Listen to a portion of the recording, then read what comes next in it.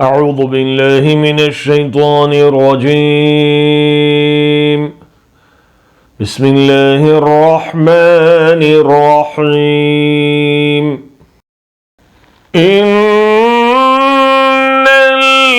الذين كفروا ينفقون أموالهم ليصدوا عن سبيل الله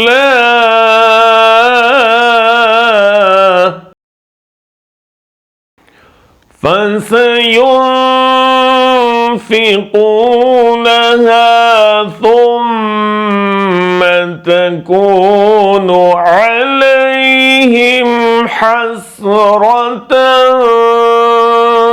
ثم يغلبون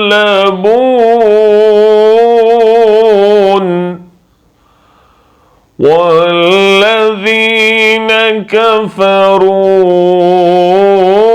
إلى جهنم يحشرون। जिन लोगों ने हक़ को मानने से इनकार किया है वो अपने माल खुदा के रास्ते से रोकने के लिए सर्फ कर रहे हैं और अभी और खर्च करते रहेंगे, मगर आखिरकार यही कोशिशें उनके लिए पछतावे का सबब बनेंगी। फिर वो मगलूब होंगे, फिर ये काफिर जहन्नम की तरफ घेर लाए जाएंगे। Indeed, those who disbelieve spend their wealth to avert people from the way of Allah, so they will spend it. Then it will be for them a source of regret. Then they will be overcome.